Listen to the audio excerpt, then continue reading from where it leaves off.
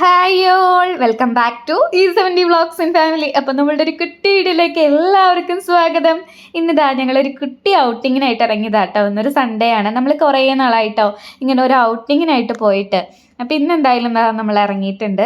ഇന്നിതാ നമ്മൾ വന്നിരിക്കുന്നത് ഷാർജ ഫ്ലാഗ് ഐലൻഡിലാട്ടോ. ഇവിടെ ഉള്ളവരാരെങ്കിലും ഇവിടെ വന്നിട്ടില്ല എന്നുണ്ടെങ്കിൽ ഉറപ്പായിട്ടും വിസിറ്റ് ചെയ്യാൻ പറ്റിയ അടിപൊളി ഒരു പ്ലേസ് ആട്ടോ. ഒന്നും പറയാനില്ല. നമുക്ക് ഇപ്പം ചൂടായതുകൊണ്ട് അതിൻ്റെ ഒരു കുറച്ച് ബുദ്ധിമുട്ടുണ്ട് കേട്ടോ. നമുക്ക് ഇങ്ങോട്ട് കയറുന്നതിന് എൻട്രി ഫീസോ കാര്യങ്ങളോ ഒന്നും വരുന്നില്ല. പാർക്കിങ്ങും ഫ്രീ ആട്ടോ.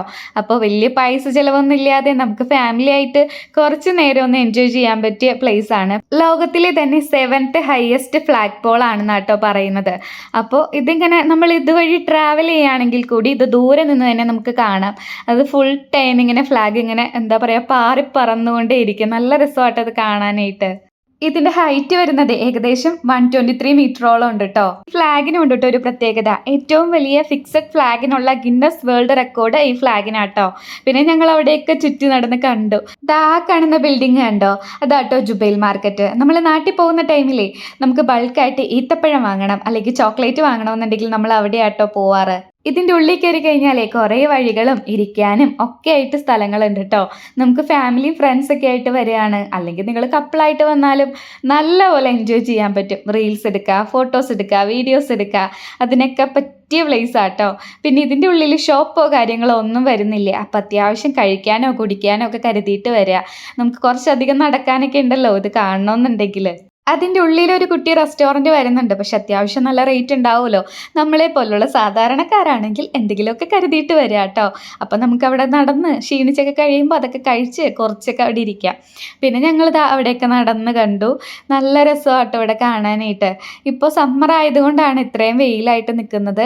ഇപ്പോൾ ടൈം ഏകദേശം ഒരു 5 മണിയൊക്കെ ആയിട്ടുണ്ട് ഈവനിങ്. അപ്പം നിങ്ങൾ ഈ ഒരു ടൈമിലാണ് വരുന്നതെങ്കിൽ കുറച്ചും കൂടി ലേറ്റായിട്ട് വന്നാൽ മതി കേട്ടോ. ഒരു 6 മണിയോ അല്ലെങ്കിൽ ഒരു 6:30 7 മണിയൊക്കെ ആകുമ്പോൾ വന്നാൽ മതി. അപ്പോൾ നല്ല ചൂടൊക്കെ കുറച്ചൊക്കെ ഒതുങ്ങി നല്ല സ്വസ്ഥമായിട്ടിരിക്കാൻ പറ്റും.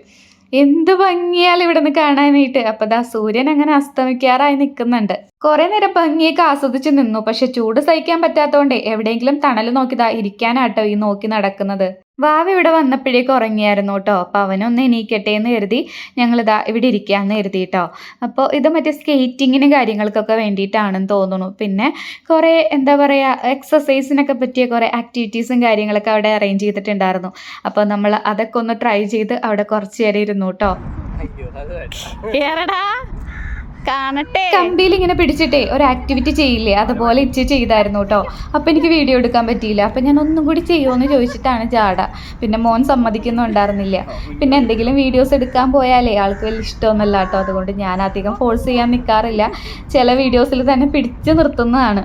അപ്പം ദമ്മി ഇതും ചെയ്ത് കാണിക്കുന്നുണ്ട് കേട്ടോ.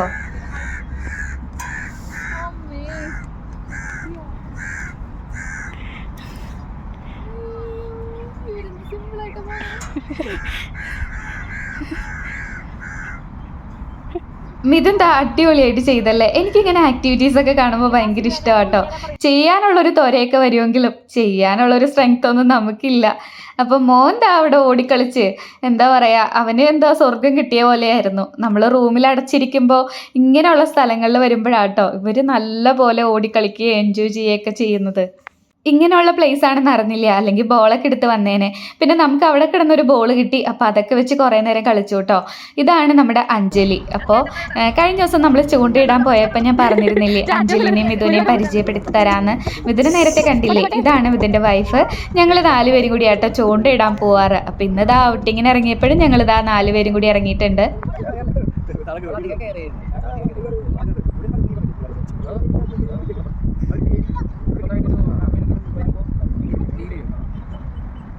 ഇവൻ വീണാലൊന്നും വലിയ പ്രശ്നമില്ല. വേദന അത്ര വേദന എടുത്താൽ മാത്രമേ ഒന്നും ഉണ്ടാവുള്ളൂ. അതിങ്ങനെ ചിരിച്ചാ കളിയാക്കി മതി, എനിക്ക് പാടില്ല.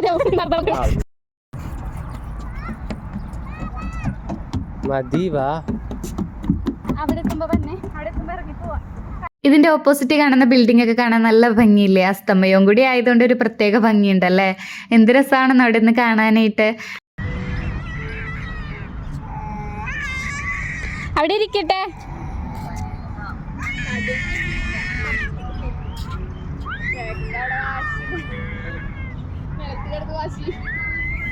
ശരി ശരി ഓക്കെ എന്നാ ബൈ ബൈ. വാവയുടെ കരച്ചിലാട്ടോ കേട്ടത്. ആ സ്കേറ്റ് ചെയ്യുന്നതിലൂടെ നമ്മൾ നടന്നില്ലേ, ആദ്യം അഞ്ജലി കുറേ നേരം നടത്തി, പിന്നെ ഞാൻ നടന്നു, ഇച്ചി നടത്തി, എന്നിട്ട് അവന് മതിയായിട്ടില്ല കേട്ടോ. അപ്പോൾ അവിടെ നിന്ന് പോരാൻ കഴിയാത്തതിൻ്റെ ഒരു കരച്ചിലാണ് ആ കേൾക്കുന്നത്. കുറച്ച് നേരം ഒന്ന് കരഞ്ഞു കേട്ടോ. അത് കഴിഞ്ഞപ്പോൾ ആളിതാ ഓക്കെ ആയി. പിന്നെ ഫുള്ള് ഇപ്പോൾ ലൈറ്റൊക്കെ വന്നു, അസ്തമയമൊക്കെ കഴിഞ്ഞ് കഴിഞ്ഞപ്പോൾ ദാ ഫുള്ള് ലൈറ്റൊക്കെ വന്ന് നല്ല ഭംഗിയുണ്ടല്ലേ.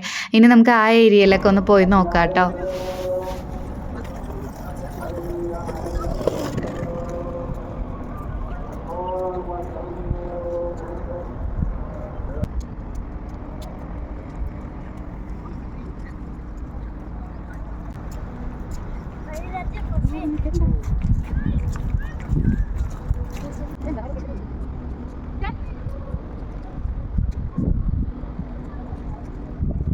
ആ ബ്രിഡ്ജിൻ്റെ അടിയിൽ ലൈറ്റ്സ് കാണാൻ നല്ല ഭംഗിയുണ്ടല്ലേ. ആ ബ്ലൂ കളറും കൂടി ആയപ്പോൾ നല്ല അട്രാക്റ്റീവായിട്ട് തോന്നി കേട്ടോ.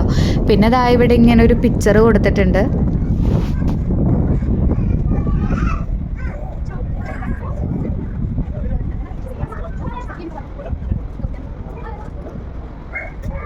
അങ്ങോട്ട് നടക്കാനാണെങ്കിലേ ഇനിയും കുറേ ഉണ്ടായിരുന്നു. അപ്പം അങ്ങോട്ടൊന്നും പോകാൻ നിന്നില്ല. ഇത്ര ആയപ്പോൾ തന്നെ ഞങ്ങൾക്ക് ഏകദേശം മതിയായിട്ടുണ്ടായിരുന്നു. അപ്പോൾ ഇവിടെ നിന്ന് കുറച്ച് ഫോട്ടോസും കാര്യങ്ങളൊക്കെ എടുത്തതാ ഞങ്ങൾ പയ്യെ തിരിച്ച് പോവുകയാണ്.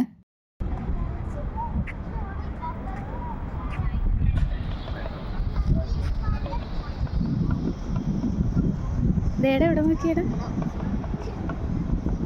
അങ്ങനെ എല്ലാവരും ചുറ്റി നടന്ന് കണ്ട് ഞങ്ങളിതാ തിരിച്ച് പോവാട്ടോ. കുറേ ഫോട്ടോസും വീഡിയോസും ഒക്കെ എടുത്തിട്ടുണ്ടായിരുന്നു. ഇവിടെ വരാൻ പറ്റുന്നവരാണെന്നുണ്ടെങ്കിൽ ഉറപ്പായിട്ടും ഒരു വട്ടമെങ്കിലും വന്ന് കാണുക കേട്ടോ. നല്ല ഭംഗിയുള്ള സ്ഥലമാണ്. ഈ ഒരു ടൈമിലാണ് വരുന്നതെങ്കിൽ കുറച്ചുകൂടി ലേറ്റ് ആയിട്ട് വന്നാൽ മതി. ഈവനിങ് ഒരു 6 മണിയൊക്കെ കഴിഞ്ഞിട്ട് വന്നാൽ മതി. അപ്പോൾ ചൂടിനൊക്കെ കുറച്ചൊരു ആശ്വാസമായിരിക്കും. പിന്നെ ഒരു കാര്യം കൂടി പറയാനുണ്ട് കേട്ടോ. നമ്മുടെ വീഡിയോസൊക്കെ നിങ്ങൾക്ക് ഇഷ്ടപ്പെടുന്നുണ്ടെങ്കിൽ തീർച്ചയായിട്ടും ഒന്ന് സബ്സ്ക്രൈബ് ചെയ്ത് സപ്പോർട്ട് ചെയ്യണേ. പിന്നെ ഇവിടെ ഈത്തപ്പഴം ഉണ്ടാകുന്ന ഒരു ടൈം ആയിട്ടുണ്ട് കേട്ടോ. എല്ലായിടത്തും ഇഷ്ടം പോലെ ഈത്തപ്പഴം കായ്ച്ചു കിടക്കുന്നുണ്ട്. അപ്പൊ അടുത്തൊരു വീഡിയോ ആയിട്ട് കാണുന്നവരെ എല്ലാവർക്കും ടാറ്റാ ബൈ.